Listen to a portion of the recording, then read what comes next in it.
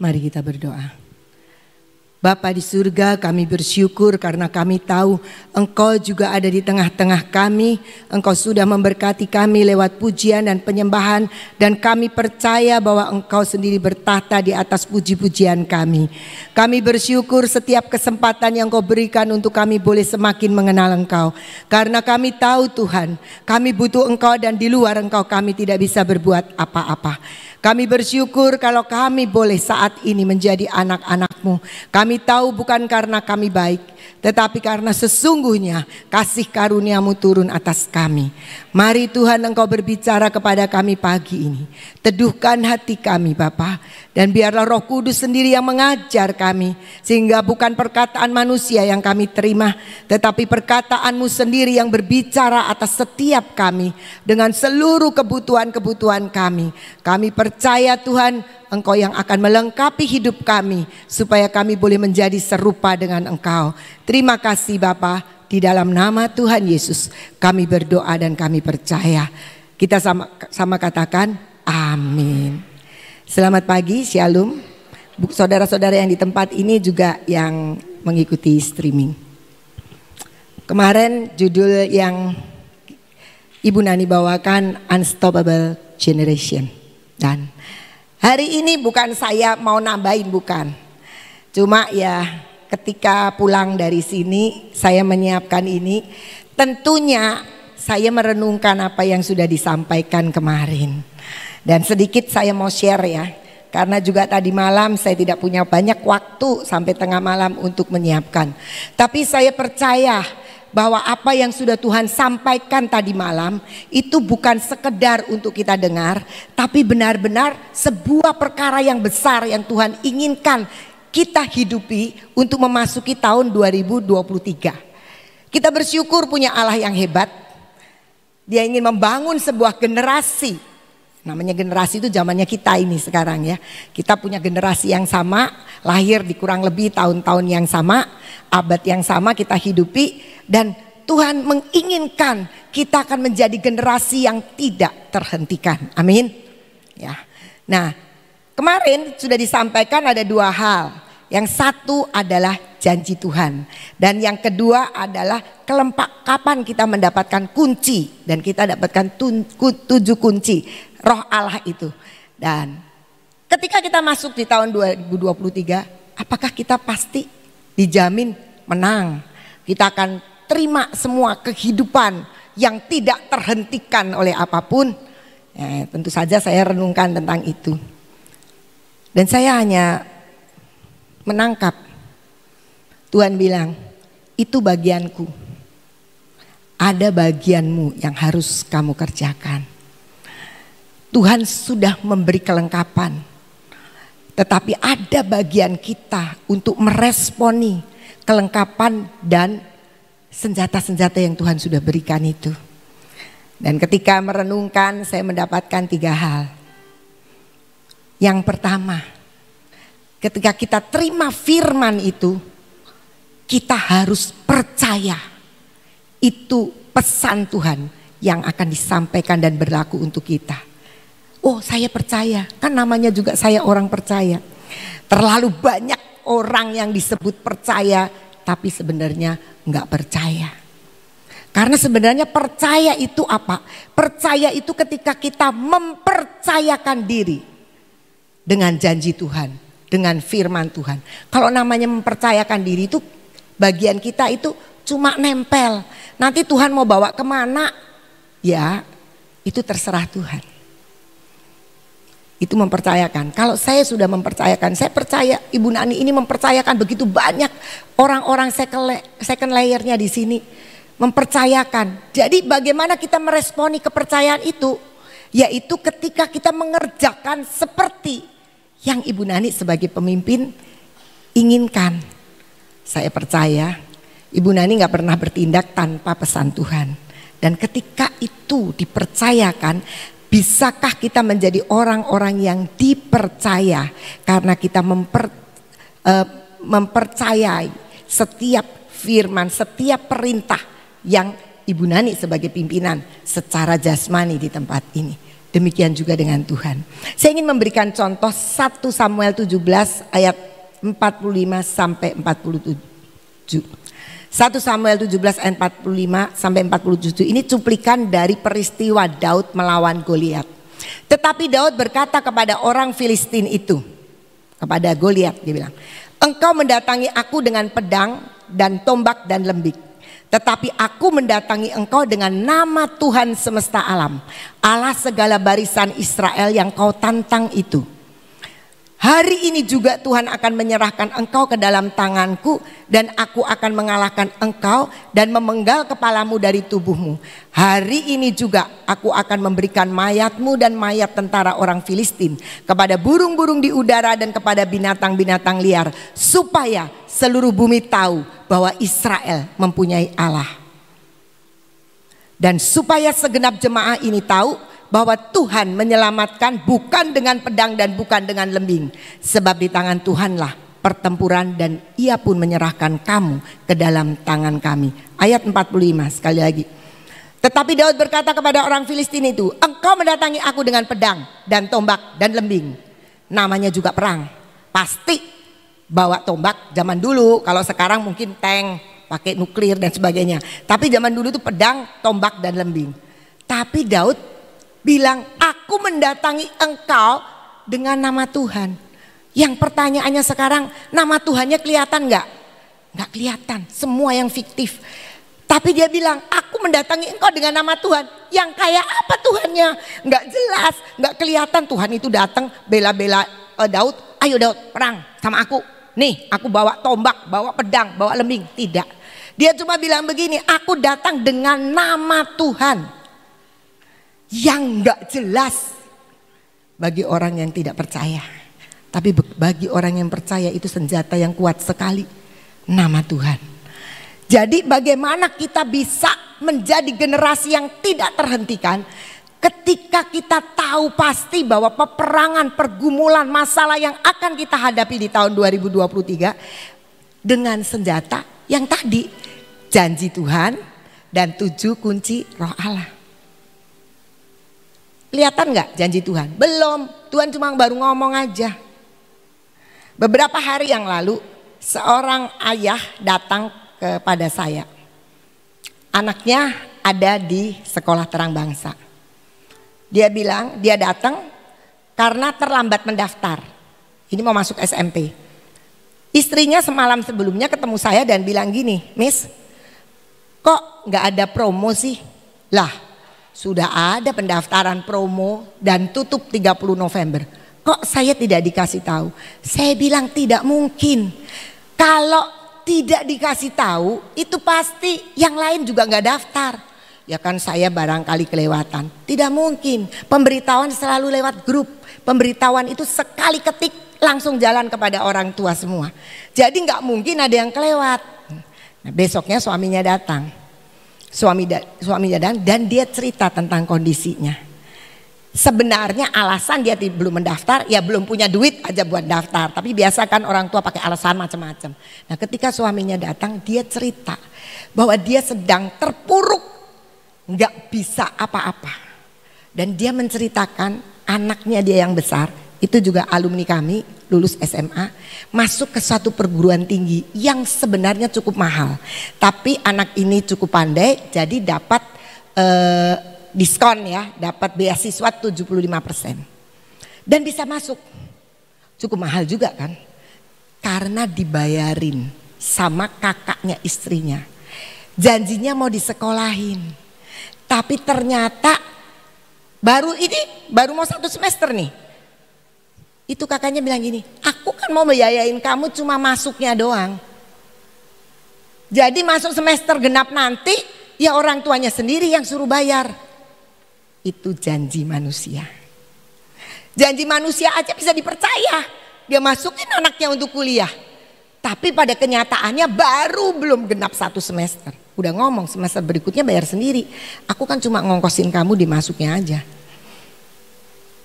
Jadi sebenarnya kalau janji manusia tuh nggak bisa dipegang, tapi segitunya tetap dipercaya tadinya sama orang tuanya. Nah, si orang tuanya ini mengeluh, dia bilang begini, saya ini nggak punya apa-apa, Karena pekerjaan saya sejak pandemi itu terpuruk dan sampai sekarang belum bisa mengangkat diri.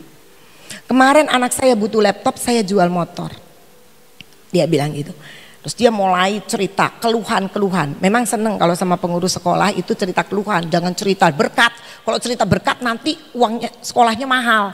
Jadi keluhan itu sudah biasa. Salah satu yang dia ceritakan adalah begini. Dan keadaan ini istri saya tetap menuntut banyak. Nah, oh begitu. Kayak apa sih nuntutnya? Saya bilang. Terus dia bilang, ya banyaklah. Mau beli ini, beli itu. Padahal kemarin ini istri saya mencoba untuk bikin makanan dititipin di kantin. Nitip 10, lakunya cuma 1. Besoknya bikin lagi. Padahal saya sudah ngomong, jangan bikin, kan sayang-sayang duitnya. Beli beras buat kita bisa beberapa hari. Tapi tetap dia bikin. Dia anterin ke kantin, ternyata kantinnya tutup. Ya karena kita tahu setelah tes begini kelas meeting sudah anak-anak libur ya menjelang terima rapot. Dia ngoceh.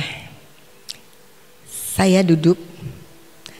Biasa kalau saya ketemu dengan yang begitu tuh saya selalu bilang, Tuhan Roh Kudus aku tuh mesti ngomong apa. Saya diingatkan. Pagi PW di sini yang menyampaikan adalah Sophie. Dan Sophie menyampaikan tentang Thanksgiving. Mengucap syukur. Tadi kita naikkan pujian mengucap syukur. Banyak kita naikkan ucapan syukur, ku bersyukur, tapi benar bersyukur apa enggak jelas. Saya bilang begini sama papanya. Oh terus dia bilang begini. Apa ya Miss? Kira-kira yang bisa saya lakukan? Kan saya biasa doa, baca Alkitab. Wah itu sih kalau pasti dijawabnya. Itu mah sudah. Ya saya percayalah semua orang yang punya persoalan gak mungkin gak berdoa. Pasti berdoa. Tambah banyak persoalan, tambah kencang berdoa saya. Tapi karena pagi itu saya dengar firman itu. Saya bilang gini, ini waktunya mengucap syukur. Cuma 1, mengucap syukur. Dia bilang, apa yang saya ucapin syukur ya. Wong saya nih sekarang beli beras aja susah. Sambil dia menangis dia cerita. Anak saya yang kos itu yang kuliah itu. Dia hanya makan sekali makan 500.000 rupiah. Terus dia keluarin WA, dia bilang nih lihat anak saya tulis, Papa hari ini aku cuma punya uang 25.000 tapi gak apa-apa masih bisa 5 kali makan. Dia nangis karena dia bawain magicom, dia bawain beras jadi cuma beli lauknya. Saya bilang cari yang bisa diucapin syukur. Dia bengong, saya bilang gini, paling tidak bersyukur masih punya istri yang suka nuntut. Dia bilang suka nuntut. Saya bilang daripada nggak pernah nuntut sepi, nanti kali cari. Coba suaminya suruh pulang istrinya suruh pulang ke Semarang, orang Semarang istrinya. Seminggu pasti nanti dicari. Bersyukur kalau ada yang nuntut berarti sadar masih punya istri. Daripada nggak ada yang nuntut, tapi bersyukur istrinya mau berjuang walaupun gagal. Jualan gagal, masih terlalu banyak yang bisa disyukuri. Dia tanya, kalau sudah bersyukur nanti Tuhan tolong ya. Ya nggak jelas itu Tuhan yang tahu ucapan syukur Bapak seperti apa saya tidak tahu. Tapi saya punya Tuhan adalah Allah yang mengajar dengan firman-Nya. Mengucap syukurlah senantiasa di dalam Tuhan. Bukan mengucap syukur ketika kita, oh saya mengucap syukur ya saya nggak bisa makan. Bukan. Saya mengucap syukur karena saya punya Tuhan yang tidak akan pernah membiarkan saya tidak makan. Saya mengucap syukur sebang burung pipit di udara saja dipelihara. Masa saya tidak? Itu sudah pasti. Namanya percaya seperti itu. Kita seringkali kalau percaya itu pengen lihat buktinya dulu. Baru kita bilang percaya. Baru kita bisa mengucap syukur. Saya bilang bukan orang Kristen pun bisa kalau seperti itu.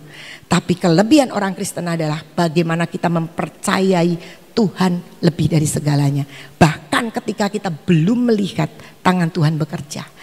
Daud bilang begini, kamu boleh perang, bawa pedang, bawa tombak, bawa lembing. Itu wajar. Tapi aku datangi kau dengan nama Tuhan. Goliat pikir, nama Tuhan apa? Gak kelihatan apa-apa nama Tuhan. Bawanya malah ketapel. Ih, emangnya aku anjing kamu datang pakai tongkat. Itu orang dunia. tapi Daud percaya kepada Tuhan. Mungkin kita banyak mengeluh, tahun 2023 katanya gelap. Ya biarin dunia gelap, memang dunia itu gelap. Tapi kita bersyukur terang Tuhan itu ada di dalam diri kita. Jadi kegelapan gak pernah menang terhadap terang. Saya mendengar satu pidato dari Bapak Presiden kita Jokowi. Ucapan Natal kepada semua orang Kristen di Indonesia. Dia sampaikan apa? Dia sebut Natal adalah hadirnya terang. Lah, dia aja tahu kalau Yesus itu terang.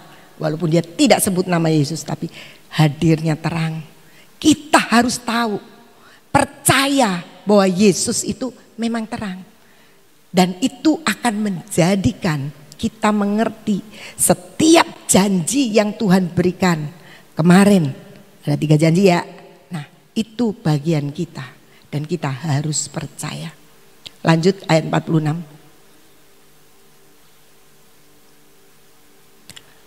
Dia bahkan lewat imannya, lewat percayanya, lewat yakinnya nama Tuhan itu segala-galanya dalam berperang. Dia bilang gini, hari ini juga Tuhan akan menyerahkan engkau ke dalam tanganku. Aku akan mengalahkan engkau dan memenggal kepalamu dari tubuhmu. Bilang hari ini juga, gak besok. Aku akan memberikan mayatmu dan mayat tentara orang Filistin kepada burung-burung di udara. Siapa Daud? Apakah dia tentara? Apakah dia perwira? Apakah dia sudah dilatih untuk perang? Tidak. Tetapi imannya, percayanya kepada Tuhan lebih dari segala-galanya. Saul gak bisa lakukan itu. Karena dia tidak mempercayai Tuhan. Dia tidak tahu begitu banyak janji Tuhan atas bangsa Israel. Tetapi Daud, seorang gembala yang belum kena pelatihan apapun juga, ngadepi perang, dia langsung bilang dengan nama Tuhan. Dia panas, dia jengkel ketika Goliat meremehkan, melecehkan orang Israel, bangsa pilihan. Percaya itu perlu ada di dalam diri kita. Tapi apa ya? Ya udah, saya juga nggak bisa ngasih nasihat. Ada begitu banyak orang. Pokoknya percaya, pasti Tuhan akan mengerjakan perkara besar.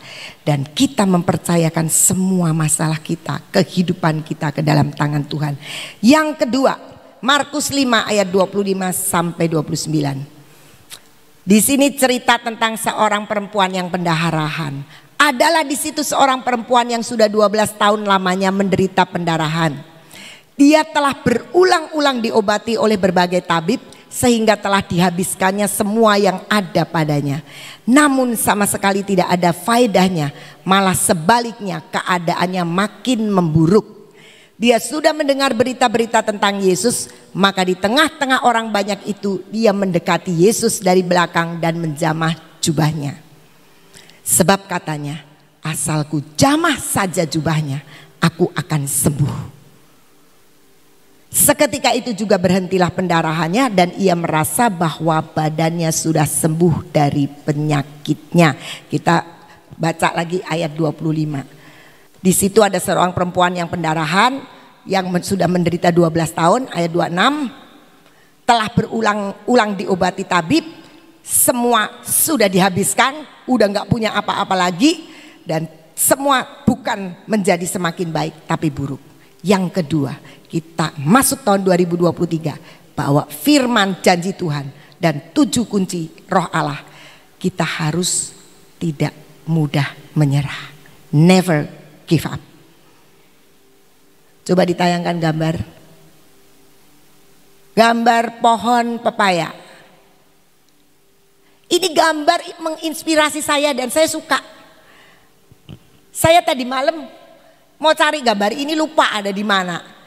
Saya cari di galeri nggak ketemu. Tapi saya berdoa, Tuhan sebenarnya masih ada gambar ini atau sudah saya hapus? Tuhan bilang masih ada. Jadi saya cari, ketemulah ini. Ini menarik sekali buat saya. Pohon yang mungkin bijinya itu jatuh di itu pagar, di bawah pagar. Itu pasti ada slope-nya ya, ada betonannya. Tapi kok biji itu bisa menjadikan itu pohon, bahkan pohonnya sampai berbuah. Kalau biji itu menyerah Ini kalau bijinya maksudnya orang menyerah, dia pasti udahlah. Wong jatuhnya aku di tanah yang tandus kayak begini, bukan tanah lagi itu betonan. Nggak perlu aku berbuat apa-apa. Tapi saya waktu melihat pohon ini, saya senang sekali dengan gambar ini. Tapi saya lupa disimpan, terus akhirnya ketutup-tutup sama gambar lain. Tapi selalu saya diingatkan, never give up. Sesulit apapun keadaan, kita punya kesempatan untuk tetap berbuah. Bahkan di tempat yang paling tandus, yang mungkin kita sekarang masuk tahun 2023 dengan semua orang mengatakan tidak gampang bekerja, tetapi ketika kita tetap tidak pernah menyerah, kita tetap bisa berbuah karena kita punya Tuhan yang ajaib. Jadi ini gambaran dari bagaimana kita meresponi janji Tuhan, bagaimana kita meresponi kunci yang diberikan. Kunci itu kalau diberikan tapi nggak pernah dipakai, pintunya tidak akan terbuka. Tadi malam itu kami memutuskan itu di rapat bersama dengan Ibu Munani, ruang makan itu disterilkan ya, terus dikunci semua. Satu dibuka yang dekat dapur, karena itu sebagai lalu lintas untuk masukkan makanan yang kita beli dari luar kan harus bisa masuk, dan kita semua, saya bilang semua petugas harus naik ke atas ikut ibadah. Nah, waktu kemudian Ibu Nani itu mengusulkan nanti makannya boleh dikasih pengarahan untuk kalau makan supaya nggak crowded ya, nggak jam. Nah, keluarlah masuk ke itu lapangan basket. Waktu saya turun ternyata pintu itu masih tetap terkunci. Jadi orang nggak bisa keluar kan. Nah, kalau kita punya kunci, kalau nggak dipakai tetap pintunya nggak kebuka. Nah, di waktu itu saya cari-cari siapa yang pegang kunci. Oh, Pak Karmadi, Pak Peot. Pak Peot kok nggak dibuka? Saya sudah WA Ibu dari tadi berkali-kali nggak dibaca, nggak dijawab. Ya kan kita lagi ibadah ya. Jam berapa mau dibuka ini kuncinya, pintu-pintunya? Ya saya nggak baca. Iya Pak, baca aja Bu, katanya gitu. Nah memang saya tidak lihat. Kunci itu harus dipakai. Kunci itu adalah otoritas yang Tuhan berikan untuk kita membuka. Sekalipun kita ada jatuh mungkin di padang gurun, di tempat yang tandus, yang sangat mustahil untuk kita bisa bertumbuh. Tapi kita punya kunci yang memampukan kita untuk menang, yang memampukan kita untuk berbuah. Daunnya hijau loh, gak kuning. Dan kita lihat ada pepaya-pepayanya. Kemarin tongkat Harun. Apa artinya tongkat Harun? Yang mustahil jadi tidak mustahil. Kita udah dapat. Jadi nanti kita harus mengerti banyak pergumulan, banyak masalah, banyak kehidupan kita yang mungkin miris-miris lah. Tapi percaya, dimanapun Tuhan tempatkan kita, kita punya kunci untuk mendobrak semua ketandusan, padang gurun, semua masalah apapun. Ada satu klip yang saya suka lihat juga, karena beberapa waktu yang lalu sempat saya tayangkan untuk anak-anak SD ketika Natalan. Boleh ditayangkan ya. Nah, tarik tambang. Jangan pernah menyerah. Kita lihat semangat anak ini, nomor 4 kalau nggak salah. Oh. I'm champion. Tim hijaunya unggul. Ini kita lihat yang nomor 4 ya. Hebat sekali ini.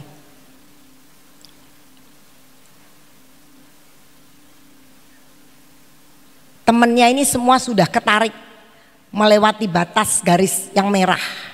Tinggal dia sendiri. Sudah beberapa kali hampir melewati garis. Tapi dia tidak pernah menyerah. Tuh, hampir kepak.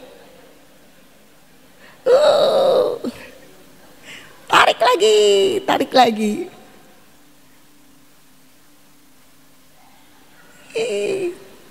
Temennya semua udah kena di areal musuh, tapi dia tidak. Udah sampai.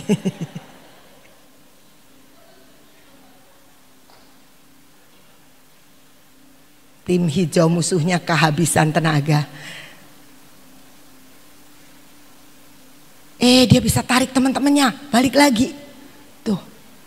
Nah, apa yang dia lakukan? Dia lari, dia tarik dari depan. Wih, hebat sekali.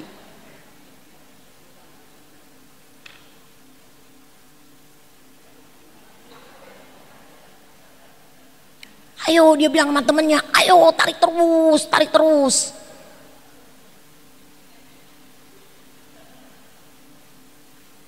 Menang langsung. Ya, itu gambaran never give up. Jadi sebenarnya ketika kita lihat, dia tadi berberapa ya, berempat atau berlima ya. Yang teman-temannya ini sudah di area musuh. Dia tinggal satu sendiri. Sebenarnya banyak orang menyerah. Ya udahlah, temennya udah kebawa ke sana. Tapi ketika sepertinya tidak mungkin itu tim merah itu menang, jadinya menang juga. Itu nggak tahu saya orang Kristen apa enggak, punya janji apa enggak. Tapi kita punya janji. Jangan pernah menyerah. Karena Tuhan aja nggak pernah menyerah terhadap kita loh saudara. Kalau Tuhan mau menyerah tuh gampang, nyerahlah cari orang lain lagi aja. Tapi dia tidak pernah menyerah terhadap hidup kita. Kita tidak boleh menyerah. Sebab Allah kita sanggup membuat tongkat yang mati tumbuh. Kuncinya masuk tahun 2023. Unstoppable generation adalah generasi yang tidak bisa dihentikan. Oleh apapun juga. Oleh situasi keadaan, biar keadaan begitu. Kayaknya tuh lebih baik tuh kita kadang-kadang budek, kadang-kadang nggak usah lihat ini ya. Itu lebih aman. Kalau lihat, waduh gitu, mami saya lagi COVID, hobinya karena dia biasanya masih aktif, terus dia duduk, dia ngeliat, aduh nanti dia WA saya, wah COVID sekarang naik, di DKI sekarang naik, di Jakarta begini. Saya bilang mami matiin aja itu. Itu tidak membuat kita menjadi sukacita, malah kita menjadi takut. Tapi kita belajar bahwa kita adalah generasi yang tidak bisa dihentikan dengan berita-berita yang bukan dari Tuhan. Tapi kita harus move on ketika ada firman, ada janji, ada perlengkapan. Kita diperlengkapi dengan janji Tuhan. Yang janji bukan manusia. Kalau manusia hari ini janji, besok bisa lupa, bisa ingkar. Tapi Tuhan kita buktikan bahwa Tuhan tidak pernah ingkar janji. Kemarin Ibu Nani ceritakan waktu sebelum Yom Kippur tiba-tiba itu keluar minyak di tabut. Minyaknya nggak banyak, keluar minyak. Lebih cepat yang dengar berita daripada Ibu Guatlan yang terima berita. Waktu itu kami sedang pelayanan di mana ya?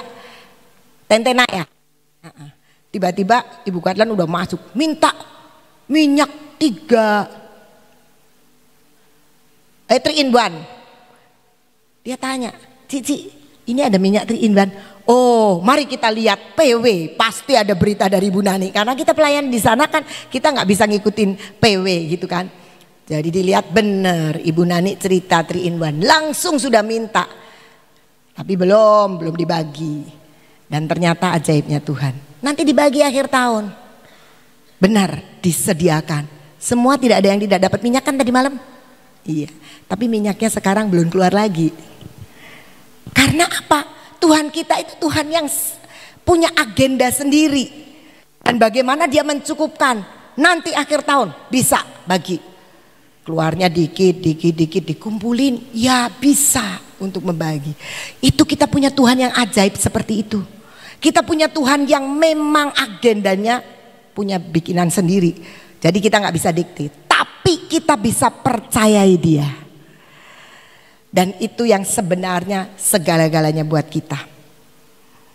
Tongkat Harun, jaminan keajaiban terjadi. Biarlah kita boleh menjadi tanda-tanda ajaib buat dunia. Pemazmur bilang, jadilah engkau tanda-tanda ajaib buat dunia. Dunia melihat kita berbeda.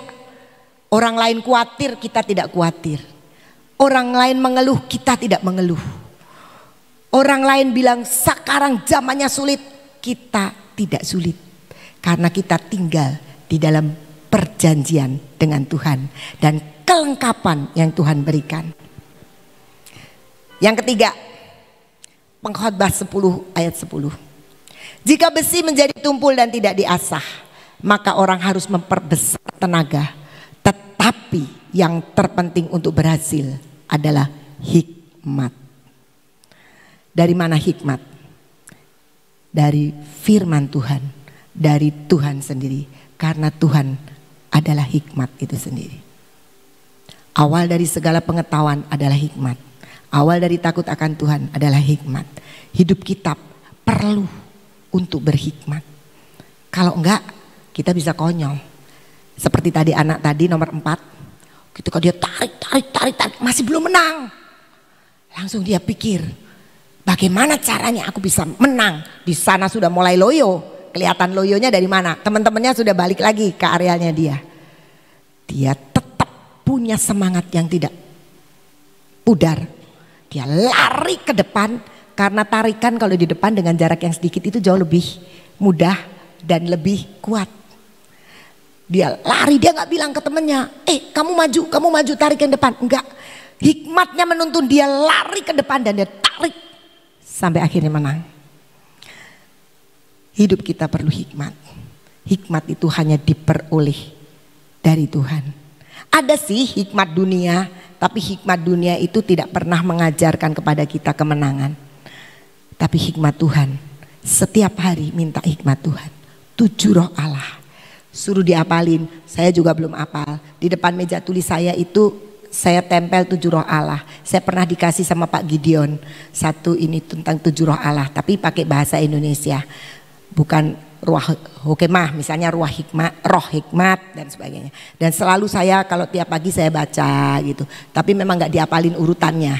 Nah, sekarang Ibu Nani tadi bilang, mari kita belajar untuk menghafal. Bukan untuk menghafal saja, tapi untuk dimengerti bahwa sesungguhnya 7 roh Allah itu adalah modal dasar hidup kita untuk menang. Dan kita perlu tahu roh hikmat itu apa saja. Roh hokemah, hikmat itu perinciannya apa kemarin sudah diajari. Roh keperkasaan, roh binea dan sebagainya. Mari kita belajar untuk memasuki tahun 2023 menjadi unstoppable generation. Kita harus percaya Tuhan sudah sediakan kelengkapan janji dan kunci-kunci. Yang kedua, kita jangan menyerah. Karena ketika kita punya janji itu tidak kemudian jalanannya mulus. Karena kita masih hidup di tengah-tengah dunia. Enggak mulus, tapi never give up. Jangan pernah menyerah. Sampai titik darah yang terakhir pun jangan menyerah. Karena di tempat itu seringkali Tuhan akan menolong kita, mengangkat kita. Kalau kita ditolong baru ngelangkah, ya enggak apa-apa, bersyukur ya kan. Tapi kadang-kadang saya punya mertua bilang begini, ikut Tuhan itu kayak di pinggir jurang ya katanya. Anak Tuhan sih papi saya, papi mertua. Tapi ngomong gini, ikut Tuhan itu kayak di pinggir jurangnya. Iya betul papi kayak di pinggir jurang. Tapi ternyata jurangnya cuma 15 cm sebenarnya. Ya kalau malam gak kelihatan kayak jurang, tapi sebenarnya cuma 15 cm. Ya menghibur-hibur lah begitu. Tapi papi saya adalah orang yang sangat percaya kepada Tuhan. Nah, never give up. Dan kemudian hikmat. Tuhan berikan kepada kita roh akal budi. Mari kita belajar untuk setiap hari minta. Saya setiap pagi karena itu ada tulisannya di situ. Saya selalu tumpangin tangan kepala saya sendiri. 7 roh Allah. Saya sebutin semua satu-satu masuk ke sini. Tapi enggak sama perinciannya karena itu yang tertulis di situ saya dikasih sama Pak Gideon itu tulisan seperti itu. Mari kita belajar bahwa kita adalah orang-orang yang sudah diperlengkapi untuk menjadi pemenang, bahkan lebih dari pemenang. Karena Tuhan kita, nama Tuhan kita itu nama yang sangat berkuasa dengan segala janji dan kelengkapannya. Mari kita berdoa dan kita akan terima pengurapan. Semua sudah punya minyak urapan tadi malam. Mari kita pakai untuk pengurapan. Bapa di surga, kami bersyukur untuk pagi hari ini. Engkau tidak pernah lupa untuk mengawali hari bersama dengan kami. Dan Engkau rindu Tuhan untuk setiap kali kami boleh selalu dan senantiasa memiliki link dengan Engkau Tuhan. Kami tidak melupakan setiap janji dan firman-Mu, karena firman-Mu adalah kebenaran yang terus akan membekali kami untuk memasuki kehidupan, berjalan dalam kehidupan bersama dengan Engkau. Terima kasih Tuhan, kami mengucap syukur, meteraikan semua ini di dalam hidup kami. Dan kami percaya ketika kami memasuki tahun 2023, kami begitu antusias karena kami tahu kemenangan ada di pihak kami. Kami boleh berjalan bersama dengan Engkau dengan segala janji firman-Mu Tuhan. Karena Engkau yang berjanji adalah Allah yang berkuasa untuk menggenapi setiap janji-Mu. Terima kasih Ibu Bapa, biarlah 7 kunci yang sudah kami terima benar-benar boleh menjadi manfaat yang luar biasa untuk kami. Kami mengerti bagaimana kami memakai 7 kunci itu. Dan hati kami yang percaya, yang tidak pernah menyerah dengan hikmat yang Engkau tuntun atas kami, itulah yang membawa kami dalam kemenangan kepada kemenangan. Kami nikmati seluruh kemuliaan yang daripada-Mu. Bapa, kami bersyukur dan pagi hari ini kami berdoa bagi hamba-Mu Ibu Nani dalam perjalanannya menuju ke Bekasi dan Jakarta dengan pelayanan sore nanti. Doa bersama dengan hamba-hamba Tuhan. Kami berdoa biarlah perjalanannya diberkati Tuhan. Dan Engkau terus penuhkan dengan segala hikmat dan marifat yang berasal daripada-Mu. Sehingga hamba-Mu Ibu Nani bersama dengan keluarga dan bersama dengan tim yang lain juga yang boleh melayani, mendampingi. Biarlah Engkau sendiri yang akan menyatakan lebih besar hikmat, lebih banyak lagi hal-hal tersembunyi yang dibukakan untuk hamba-Mu ini boleh menjadi berkat di mana Engkau tempatkan dan Engkau panggil hamba-Mu Ibu Nani. Terima kasih Bapak. Bapak, saat ini kami juga mau berdoa untuk bangsa dan negara kami. Kami bersyukur kami boleh menjadi bangsa Indonesia. Kami tahu di tengah-tengah bangsa ini ada begitu banyak perjanjian dan penyediaan yang Kau sediakan untuk menjadikan bangsa kami menjadi bangsa yang memberkati dunia. Bapak, kami berdoa bagi Bapak Jokowi sebagai Presiden, Wakil Presiden dan seluruh para Menteri Indonesia Maju. Dan semua Tuhan aparat negara dari pusat sampai ke daerah. Engkau menolong mereka Tuhan dengan hikmat yang daripada-Mu Engkau tuntun untuk dapat mengelola, memimpin, memutuskan banyak perkara di Indonesia ini sesuai dan seturut dengan kehendak Tuhan. Kami percaya Tuhan bahwa Engkau sendiri yang akan menolong akan seluruh pemimpin-pemimpin bangsa kami dari pusat sampai ke daerah-daerah untuk mereka dapat memutuskan dan mereka boleh mendapatkan hikmat yang berasal daripada-Mu. Kami percaya Tuhan di Indonesia ada begitu banyak anak-anak Tuhan yang boleh berdiri untuk bangsa ini. Biarlah Engkau memperhitungkan itu Tuhan dan kasih karunia-Mu turun atas bangsa kami, membuat bangsa kami menjadi bangsa yang mengenal Engkau. Bangsa kami menjadi bangsa yang dipenuhi dengan lawatan Tuhan. Terima kasih Bapa, biar api-Mu sendiri yang turun untuk membakar setiap daerah-daerah dan mereka semua seluruh daerah Indonesia boleh dimenangkan bagi kerajaan Allah. Terima kasih Tuhan, kami mengucap syukur dan kami percaya Engkau sedang mengerjakan perkara besar untuk Indonesia. Kami berdoa juga Tuhan, segala perkara bencana alam yang harus terjadi biarlah Engkau minimalkan Tuhan, sehingga tidak akan menyentuh anak-anak-Mu.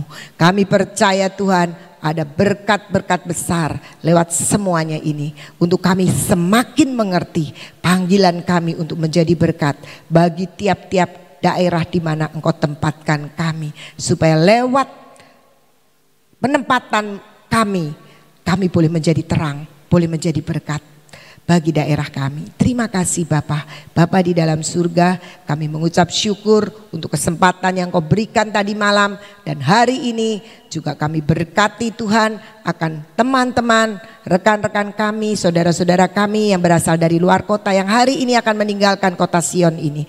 Berkati perjalanannya Tuhan, berkati akan semua yang akan dikerjakan di daerah masing-masing. Kami percaya pekerjaan yang ditinggalkan pun ada dalam perlindungan Tuhan. Dan semua boleh sampai di tempat dengan tidak kurang apapun juga. Membawa api yang berasal dari tempat ini Tuhan. Untuk tetap menjadi berkat untuk menjadi terang dan terus mengerjakan bagian yang sudah Engkau tetapkan untuk sungguh-sungguh memuliakan nama-Mu. Dan setiap kami adalah anak-anak perjanjian yang sudah terima berkat yang besar untuk kami pakai memasuki tahun 2023 dengan kemenangan yang berasal daripadamu. Terima kasih Bapa, kami mengucap syukur dan pagi ini kami mau terima berkat urapan-Mu Tuhan. Mari kita bangkit berdiri.